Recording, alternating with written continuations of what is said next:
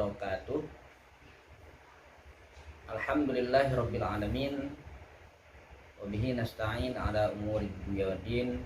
Wassalatu wassalamu ala asyrafil anbiya wal mursalin Sayyidina Muhammadin wa ala alihi ashabihi ajma'in. Amma ba'd.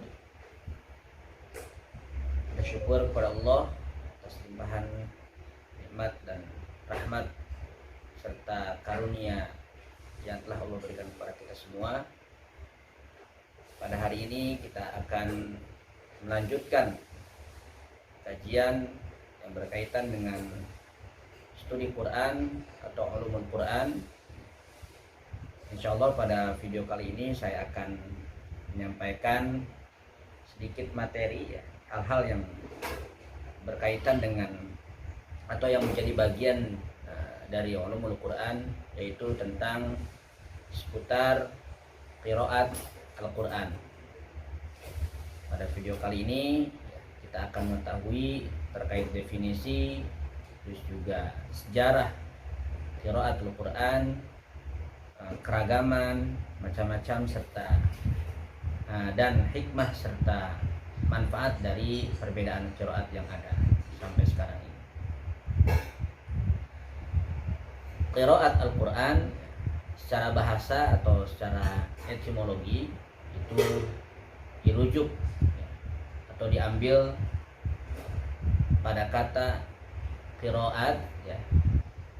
Ini adalah bentuk jamak dari kalimat atau kata qiraatun, yang mana merupakan sebuah masdar ya, dari asal kata qara'a yaqra'u qira'atan, seperti itu.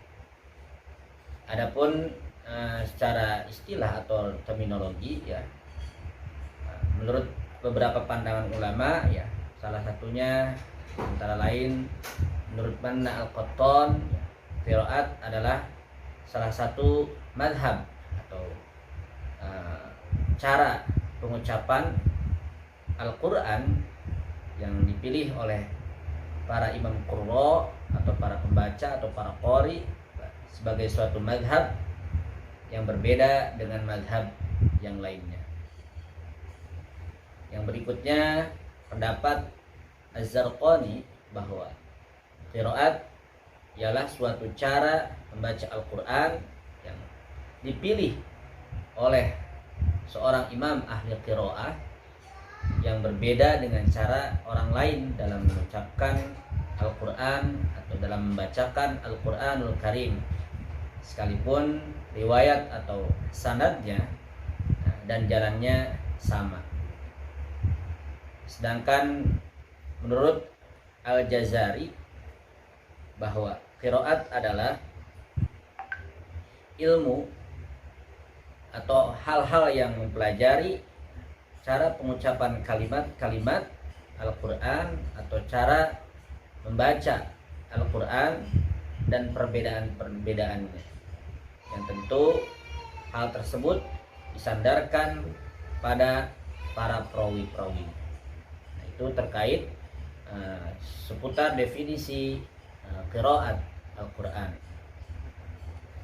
Lalu berikutnya masih berkaitan dengan definisi qiraat ya, dari pandangan ya, beberapa ulama di atas, kemudian dapat kita simpulkan atau dapat kita tarik kesimpulannya bahwa qiraat adalah sesuatu hal atau ilmu yang fokus dan objeknya adalah redaksi Al-Quran, bukan maknanya.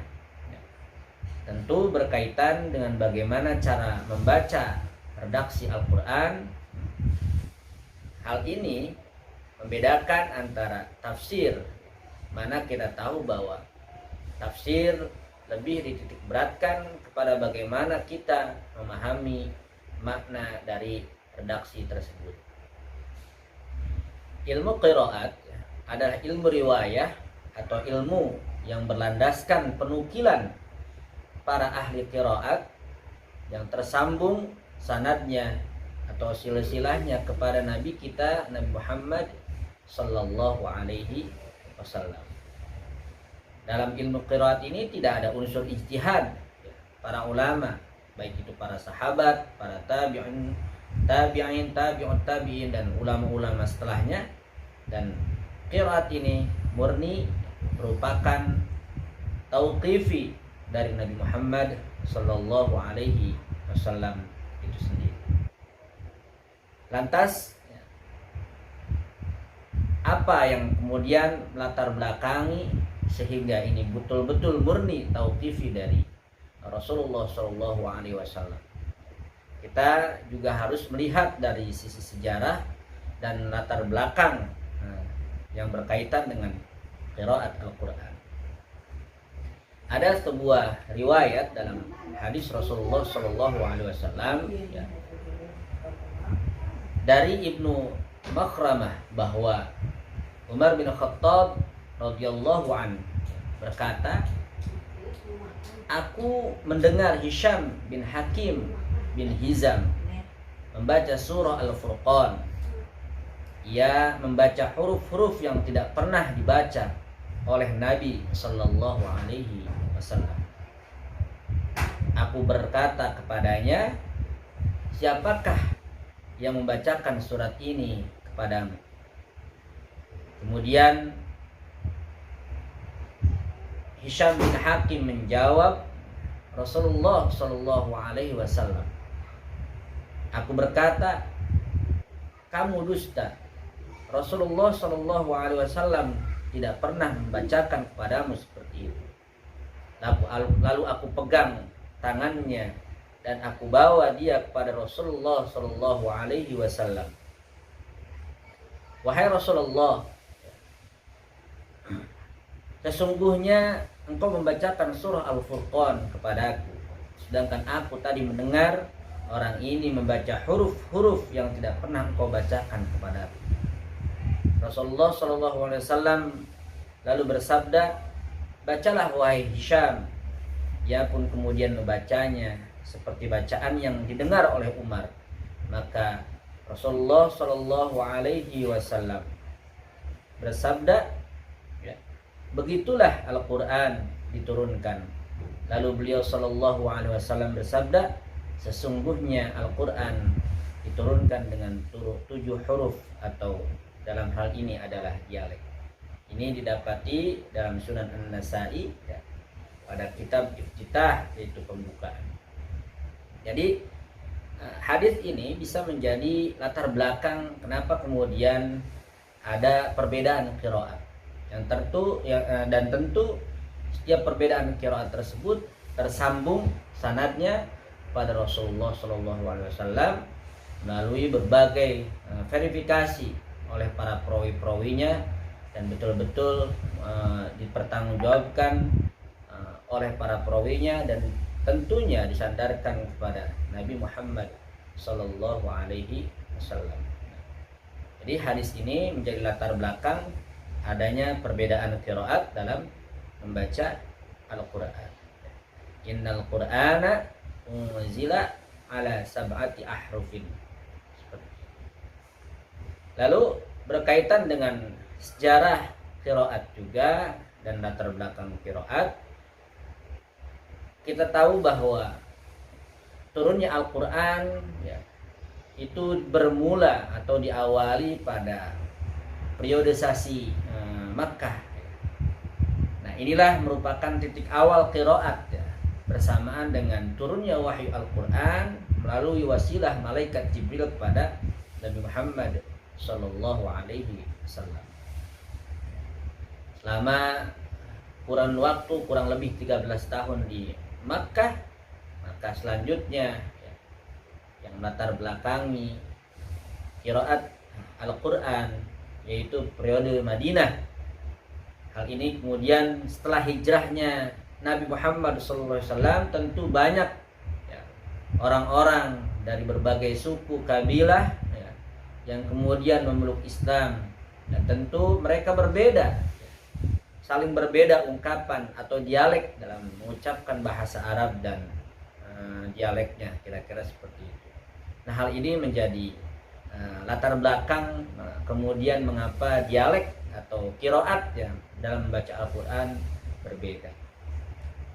Lalu berikutnya pada masa Utsman ya, mushaf kemudian ini merupakan bagian sejarah tadwin salah satunya, pembukuan Al-Qur'an. Mushaf disalin dengan sengaja, tidak disertakan harkat, terus juga tanda baca, sehingga kalimatnya dapat menampung lebih dari satu qiraat yang berbeda. Ya. Jika tidak bisa dicakup oleh salah satu kalimat, maka ditulis pada mushaf lain. Artinya ada beberapa mushaf yang kemudian membedakan secara bacaan, tapi tetap berstandar pada mushaf Utsmani tersebut. Demikian seterusnya, sehingga mushaf Utsmani ini mencakup ahruf as-sab'ah atau 7 dialek, 7 bacaan dan berbagai qiraat yang ada pada saat itu. Nah, pada zaman Nabi ya, terdapat beberapa ahlu qiraat ya, ahli qiraat di antara para sahabat Nabi seperti Utsman bin Affan, Ali bin Abi Thalib, Ubay bin Ka'ab, Zaid bin Thabit, Ibnu Mas'ud radhiyallahu anhuma, Abu Darda dan Abu Musa al-Asy'ari. Setelah masa sahabat baru kemudian diteruskan oleh golongan tabi'in seperti Ibnu Musayyab, Urwah, Salim, Umar bin Abdul Aziz. Nah, ini ulama-ulama Madinah. Lalu kemudian Alqamah, Al-Aswad, Maruq. Ini ulama-ulama tabi'in yang berasal dari Kufah atau yang tinggal di Kufah, daerah Irak. Abu Aliyah, Abu Raja, Nasr bin Asim tinggal di Basrah. Al-Mughirah bin Abu Shihab Al-Makhzumi dan Khalid bin Sa'ad ini ada di Syam sekarang, yaitu Syria ya, Suriah seperti itu. Nah, lalu ini berkembang kemudian ya, banyak orang-orang yang mempelajari qiraat pada beberapa tokoh yang tadi kami sebutkan ya. Kemudian muncullah ya, ide ya untuk membukukan bacaan-bacaan atau buku-buku qiraat ya. Hal ini ditengarai ya yang diketahui dalam buku catatan sejarah gitu ya tentang qiraat, bahwa pertama kali yang menyusun buku qiraat yaitu Imam Abu Ubaid Al-Qasim bin Salam yang wafat pada tahun 224 Hijriah. Beliau dicatat menghimpun qiraat dari 25 perawi. Ada juga pendapat lain yang menuliskan buku qiraat adalah Husain bin Utsman bin Thabit Al-Baghdadi yang wafat pada tahun 378 Hijriah. Setelah itu abad ketiga Hijriah ya, Ibnu Mujahid kemudian menyusun kitab qiraat dengan nama As-Sab'ah, sehingga ya, sampai hari ini kita kenal dengan qiraat As-Sab'ah. Walau memang ada juga qiraat Asyrah, bahkan qiraat dan seterusnya ya. Itu Allahu a'lam bishawab. Jadi itu seputar sejarah dan latar belakang adanya perbedaan qiraat yang tentu ada sampai sekarang ini ya, baik di Nusantara maupun di luar Nusantara seperti di Afrika Utara, Afrika Tengah, Timur Tengah dan lain sebagainya, negara-negara Islam yang maju seperti itu. Berikutnya tentu ya, kita untuk mengetahui berbagai macam qiraat ya, kita juga harus mengenal beberapa imam ya yang menandakan adanya 7 qiraat, yang ini dinisbahkan kepada para imam-imam qiraat tersebut atau para qurra Al-Qur'an tersebut ya. Qiraat sahihah ya, adalah bacaan yang teriwayatkan secara mutawatir ya, yang tidak memungkinkan para perawi untuk melakukan kedustaan. Di dalam catatan sejarah qiraat Al-Qur'an ada 7 ya, qiraat yang masyhur dan teriwayatkan melalui beberapa imam qiraat seperti yang tertera di bawah ini. Yang pertama ada Abu Amr bin Ala ya. Beliau adalah seorang guru besar para perawi. Ya. Beliau adalah qari dari Basrah yang lahir pada tahun 667 Hijriah. Wafat di Kufah. dua orang perawinya adalah Ad-Dauri dan As-Susi atau Ad-Duri dan As-Susi ya. Itu.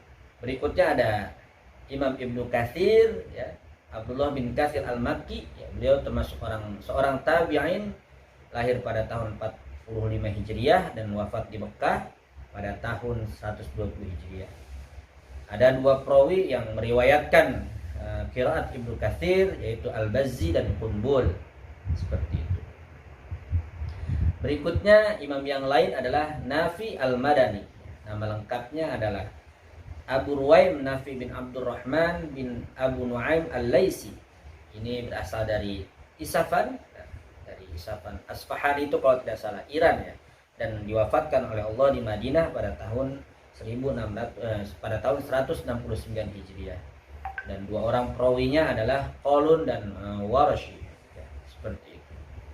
Berikutnya ya, Imam Qurra berikutnya adalah Ibnu Amir Asy-Syami ya. Beliau adalah Abdullah bin Amir Al-Yahsubi, seorang qadi atau hakim di daerah Damaskus pada masa pemerintahan Walid bin Abdul Malik ya. Adapun perawinya ya, dua orang perawinya adalah Hisham dan Ibnu Zakwan. Imam berikutnya yaitu Asim Al-Kufi. Beliau adalah Asim bin Abu Najud dan dinamakan pula oleh Ibnu Bahdalah ya. Beliau termasuk tabi'in yang wafat pada tahun 128 Hijriah di Kufah, dan dua orang perawinya adalah Syu'bah dan Hafiz. Yang keenam yaitu Hamzah Al-Kufi. Beliau adalah Hamzah bin Habib bin Imar Az-Zayyad Al-Fafri At-Taimi ya. Beliau diberi kunyah Abu Imar, lahir pada tahun 80 Hijriah dan wafat pada tahun 196 Hijriah. Dua orang perawinya adalah Khalaf dan Khalad, seperti itu. Dan yang terakhir yaitu qiraat Al-Kisai Al-Kufi, Imam Kisai Al-Kisai Al-Kufi. Beliau adalah Ali bin Hamzah, seorang imam ilmu nahwu di Kufah. Beliau diberi kunyah Abdul Hasan, dinamakan dengan Al-Kisai saat ihram. Dan dua orang perawinya adalah Abdul Haris dan Hafiz Ad-Duri. Dan Al-Kisai ini wafat pada tahun 189 Hijriah.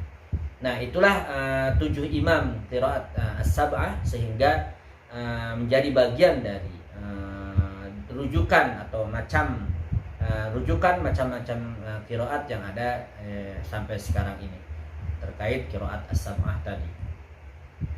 Berikutnya tentu dalam sebuah qiraat ya, dalam qiraat tentu ada syarat khusus atau syarat sahnya qiraat ya.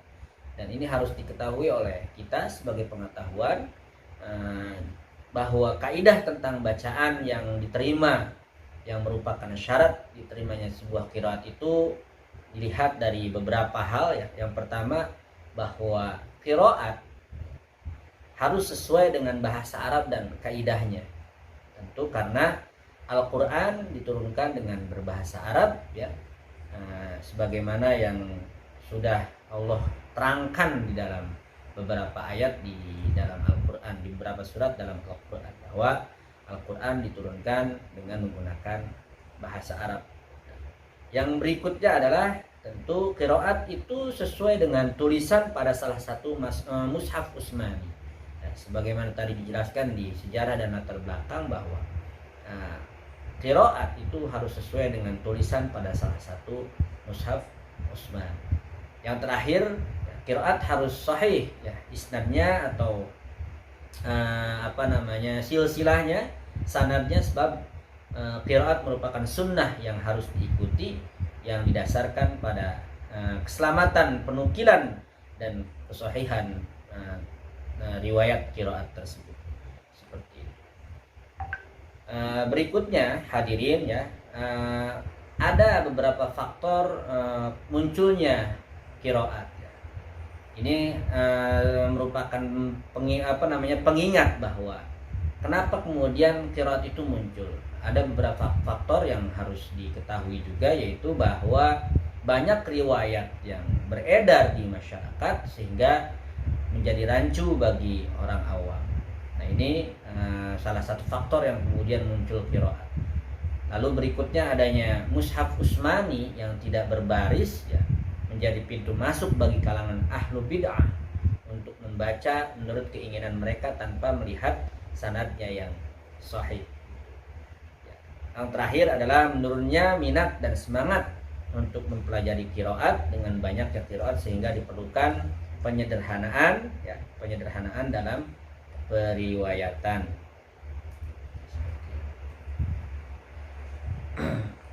Hadirin yang dimuliakan Allah, ada beberapa macam qiraat ya, atau bacaan.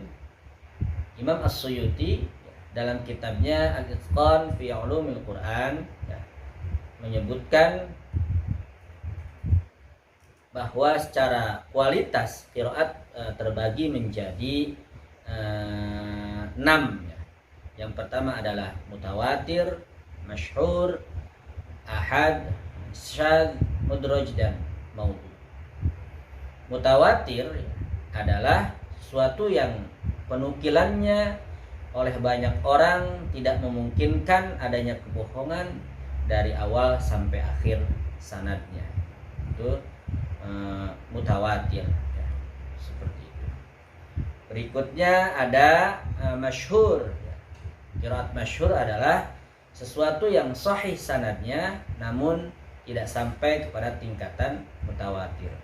Akan tetapi secara kaidah bahasa Arab ya, itu sesuai dan juga sesuai dengan tulisan dengan rasm Utsmani ya, seperti itu. Berikutnya ada ya, macam berikutnya adalah qiraat ahad ya, adalah sesuatu yang sahih sanadnya namun tidak sesuai dengan rasm Utsmani atau kaidah bahasa Arabnya dan juga tidak dikenal tidak begitu terkenal juga sebagaimana halnya qiraat masyhur ya. Seperti dalam surat Ar-Rahman ya, di sini disebutkan surat Ar-Rahman ayat 76 ya. Ini ada sebuah riwayat dari Al-Hakim ya. Riwayat Al-Hakim dari Asim Al-Jahdari dari Abu Bakar dalam surat Ar-Rahman ayat 76 yang berbunyi muttaqiina ala rafrafin khudrin wa abqarin hisan, bahwa dikatakan Nabi pernah membaca dengan muttaqiina ala rafrifah khudrin wa abqarin. Ini menurut catatan bahwa ini merupakan qiraat ahad ya, seperti itu. Yang berikutnya adalah yaitu qiraat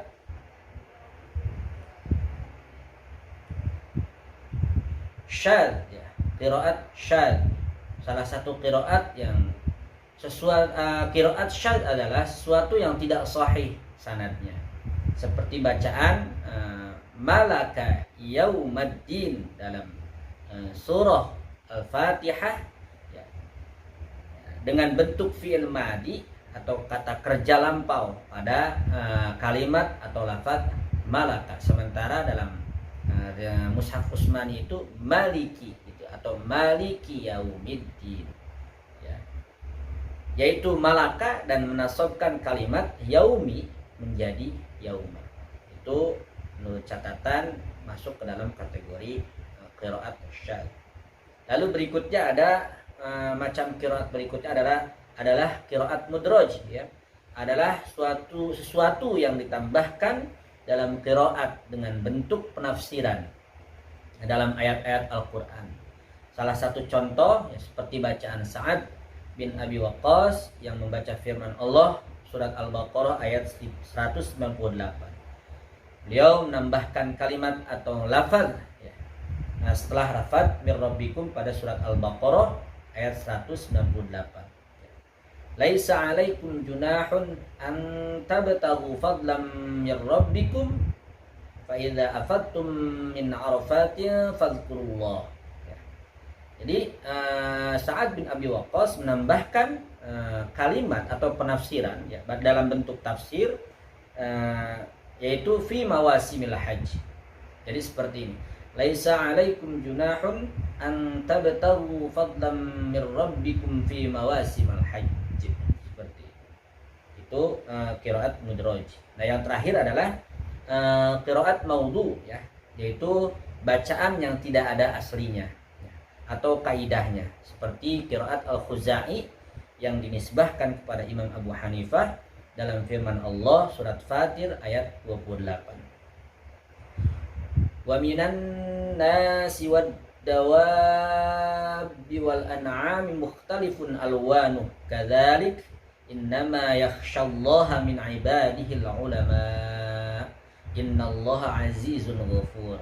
Dalam qiraat al-Khuzai pada lafaz al-ulama ya, dibaca nasab atau fathah pada huruf hamzah. Jadi yakhshallaha min ibadihi ulama ya. Jadi maksudnya harokatnya, dan dibaca rofa dhammah pada lafaz Allah. Innama yakhshallahu min ibadihi ulama. Jadi kalau diharokatkan seperti itu. Itu seputar macam-macam qiraat. Lalu apakah perbedaan qiraat tersebut memberikan pengaruh terhadap istinbat hukum atau pengambilan suatu hukum syariat dalam Islam? Perbedaan qiraat satu dengan lainnya bisa saja terjadi ya, pada perbedaan huruf, bentuk atau kata, ya, susunan kalimat atau i'rab, dan penambahan bahkan pengurangan kata. Perbedaan-perbedaan ini tentu ya sedikit banyaknya membawa kepada perbedaan makna. Nah, selanjutnya mempengaruhi terhadap suatu hukum yang diistinbatkan dari ayat yang karenanya berbeda tadi gitu ya, atau perbedaan qiraat tadi. Yang pertama adalah perbedaan qiraat yang berpengaruh terhadap istinbat hukum ya.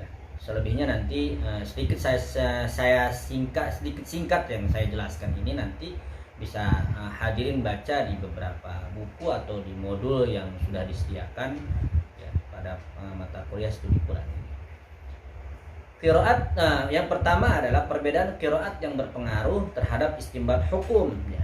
Qiraat mutawatir dan masyhur bisa menjadi penafsiran dan penjelasan sebagai dasar hukum. Misal ya, pada perbedaan qiraat pada ayat mulamasah ya, mulamasah dalam surah An-Nisa ayat 43. Perihal yang membatalkan wudu ya, Ibnu Katsir, Nafi dan Asim, Abu Amir dan Ibnu Amir ya, membaca kalimat lamastumun nisa itu dengan memanjangkan huruf lam atau memadtabihkan. Sedangkan Al-Kisai dan Hamzah membaca lamastumun nisa itu, kalau lihat teks atau kalimat pada mushaf Utsmaninya kan lamastumun nisa. Sementara Al-Kisai dan Hamzah ini membaca lamastumun nisa itu menjadi lamastumun nisa. Artinya antara lam dan mim alifnya itu dihilangkan. Menghilangkan alif antara lam dan mim. Dari sini dapat dilihat bahwa para ulama berbeda pendapat dalam penafsiran memaknai kalimat lamastum. Ada yang berpendapat makna lamastum ini bersetubuh, ada yang bersentuh atau bersentuh dan bahkan bersetubuh gitu ya. Ada juga yang bersentuhan kulit dan bentuk persetubuhan dan atau dalam bentuk lainnya. Nah, ini bisa kita lihat di kitab-kitab tafsir ya. Silahkan kita cek ya untuk menambah wawasan juga. Lalu berikutnya adalah perbedaan qiraat yang tidak berpengaruh terhadap istinbat hukum.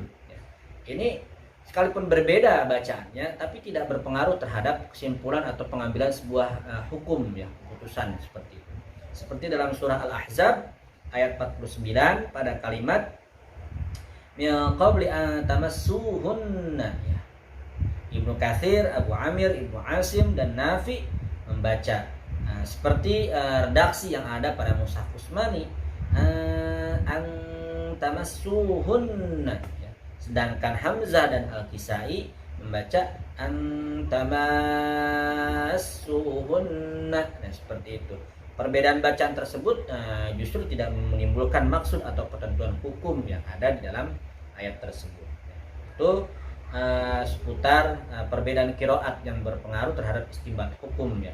Yang terakhir adalah pengaruh qiraat syadz dalam istinbat hukum ya. Hal ini dicontohkan yang hal-hal yang berkaitan dengan qada puasa Ramadan bagi wanita haid ya, apakah harus berurut, apakah harus terpisah-pisah nanti ketika mengqadanya ya. Ulama mazhab Hambali dan Hanafi mengatakan bahwa dia harus mengqadanya secara berurutan pula. Ini didasarkan terhadap qiraat syadzah yang diriwayatkan Ubay bin Ka'ab yang menambahkan kalimat mutatabi'at pada surat Al-Baqarah ayat 184.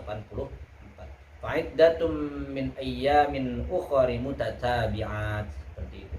Sedangkan mazhab Syafi'i membolehkan mengqada puasa tersebut dengan terpisah-pisah karena menganggap qiraat Ubay bin Ka'ab tersebut tidak dapat dijadikan dalil atau rujukan. Yang terakhir adalah tentu setelah tadi saya sampaikan beberapa hal ya, singkat ya, terkait seputar qiraat Al-Quran, tentu ya, banyak dan ada beberapa hikmah atau manfaat yang kita dapatkan perihal perbedaan qiraat. Yang pertama yaitu meringankan umat Islam dan memudahkan mereka dalam membaca Al-Quran, khususnya penduduk Arab yang terdiri dari berbagai kabilah, suku ya. Tentu di antara mereka juga terdapat perbedaan logat, tekanan suara dan lain sebagainya. Berikutnya yang kedua adalah terkait manfaat qiraat Al-Quran atau perbedaan qiraat Al-Quran, yaitu menunjukkan bahwa Allah Subhanahu wa taala benar-benar menjaga Al-Quran dari perubahan dan penyimpangan. Walaupun Al-Quran banyak sekali ya segi bacaannya, macam bacaannya yang berbeda-beda. Di sini Allah tunjukkan betul-betul Allah menjaga Al-Quran dengan adanya perbedaan qiraat. Yang ketiga adalah sebagai penjelas bagi hal-hal yang mungkin masih global atau samar dalam qiraat yang lainnya. Yang keempat, bahwa adanya qiraatul Quran atau perbedaan qiraat ini membuktikan kemukjizatan Al-Quran dari segi keringkasan maknanya, karena setiap qiraat atau perbedaan qiraat menunjukkan hukum syarat, hukum syarat tertentu tanpa perlu adanya pengulangan lafaz. Yang terakhir yaitu sebagai keutamaan dan kemuliaan umat Muhammad SAW atas umat-umat terdahulunya, karena kitab-kitab yang terdahulu hanya turun dengan satu qiraat. Wallahu a'lam bishawab. Kiranya itu yang bisa saya sampaikan pada pertemuan ke-9 ini terkait hal-hal yang berkaitan dengan qiraat Al-Quran, perbedaan sejarahnya, macam-macamnya, dan hikmah serta manfaatnya. Kiranya itu selagi saya sampaikan, hadirin bisa menambah wawasan atau membaca beberapa literatur atau rujukan yang berkaitan dengan qiraat. Allahu a'lam bishawab. Terima kasih atas perhatiannya. Benar datangnya dari Allah, itu dari datangnya dari saya pribadi. Dan Allah wa iyyakum ajma'in. Assalamualaikum